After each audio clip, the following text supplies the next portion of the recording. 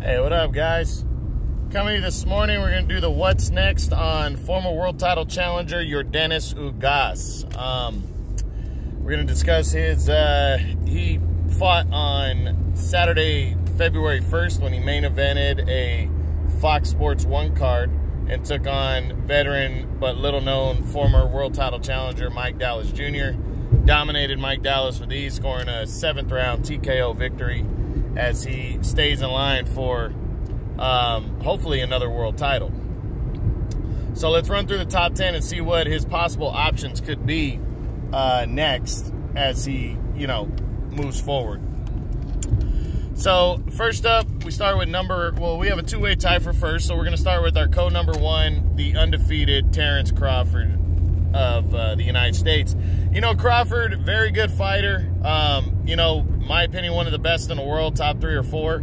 I wouldn't completely rule it out if the PBC is willing to work with Top Rank and Bob Arum, but I think Bob Arum wants to make a big fight for Crawford. I don't think he wants to take on a guy with a little known name, but if all the big names are tied up, this guy is the best of the non-big names, at welterweight. I have him ranked 7th right now. I could definitely see Crawford saying, you know what, fuck it, I'll take this guy on since nobody else wants to fight him, because Ugas is quickly becoming, he's quickly becoming the boogeyman at 147. So, and that's currently the best division in boxing. So, yeah, I could see Crawford possibly taking on Ugas if Crawford can't find another opponent. I could see this fight, but hopefully not, because Crawford gets Sean Porter, a bigger name. Next is the other co-number 1, the undefeated IBF champion, or IBF and WBC unified champ, Errol Spence Jr. I don't see this one happening next. Spence is going to be making a mandatory defense, most likely either of his WBC title or the IBF title in his next fight. And I don't see him taking on a guy like Ugas next, who gave Sean Porter hell last year. So, yeah, I'm not seeing this one. Next at number 3 is Manny the Pac-Man Pacquiao. Well, I guess the only way I could see this happening, but I think Pacquiao would rather just give up the belt, is if the WBA mandated Pacquiao to defend the title, the super title, against Ugas, because he's the current WBA #1 contender. But if that's the case, I think Manny can get any fight that he wants. I think he would just say, all right, I'll just vacate the belt, because Ugas doesn't carry a big name, and he's definitely a high-risk, low-reward type fighter. So, not seeing Ugas and Pacquiao. Next at number 4 is Keith One-Time Thurman. I mean, I guess I could see this one, but I don't think Thurman wants to take a risk against a slick, kind of awkward fighter like Ugas, coming back off of a loss to Pacquiao. I think he's going to want to face a safer opponent, and I don't see him taking on Ugas, but I wouldn't completely rule it out, since they're both PBC fighters, and if they can hand Thurman a mandatory title shot to the winner, then maybe he takes on Ugas, but I'm going to lean towards a no. Next at number 5 is former former 2-time world champion Sean Porter, which will be a rematch from their March 2019 bout where Porter took a very controversial 12-round split decision. Honestly, I really can't see this rematch happening. I think Porter is going to go after one of the top dogs in the PBC and at 147, or he's going to push for the Crawford fight. Now, if for some reason he can't get any of those, I still think he stays away from Ugas, and I think he goes after like a Josecito Lopez, somebody on that level.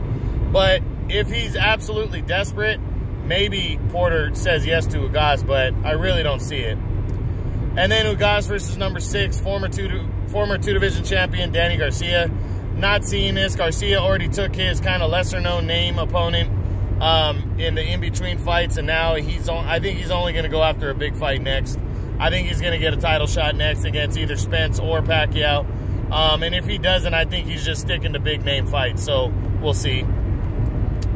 Next at Ugas is number 7, so next at number 8 would be Mikey Garcia, former 4-division world champion. I don't think Mikey wants anything to do with a guy like Ugas. He's fighting Jesse Vargas at the end of February, and if he gets the win, I think he's just going to focus on a big fight next after that, so I'm not seeing this one.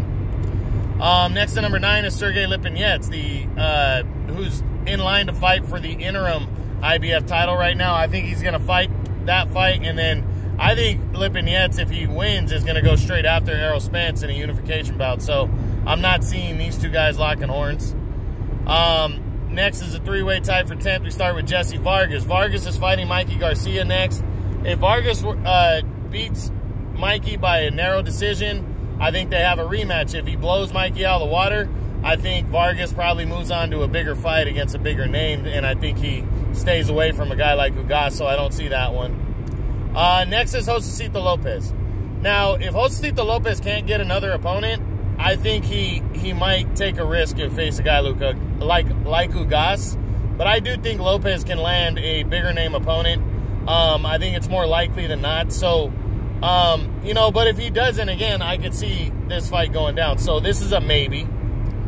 And then finally in the top 10 is Thomas Delorme, former world title challenger. Delorme is taking on Jamal James in April. I think he's going to lose that fight.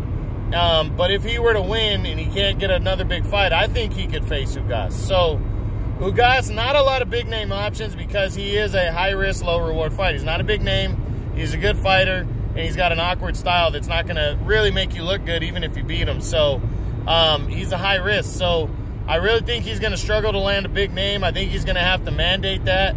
If I'm him, I'm possibly going after the WBA world champion right now, the regular champion, which is Alexander Besputin.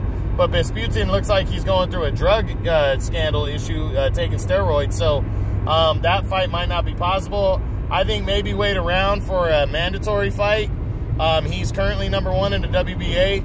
Maybe the WBA regular belt becomes vacant, and he can move straight in and fight for the vacant title, like possibly against Jamal James in a rematch. If Jamal James is #4 in the WBA, and are 5, and the other guy that he's fighting, Thomas Delorme, is #11. So the winner of that fight likely moves up, and I could, you know, I could see maybe the WBA saying Ugas and Jamal James for the regular vacant title, you know, in a rematch. So, you know, we just got to wait and see. I think it's going to be a while before we see Ugas back in the ring because he's really going to try to land a decent opponent next. So I'm thinking maybe August, September at the, you know, at the earliest. I hate saying that, but I think we're probably looking at a 6-month swing, and he's probably looking at August, September at the earliest. That's pretty much it for Yordenis Ugas, the former world title challenger, 147, welterweight, true boxing. You've been hit with the truth.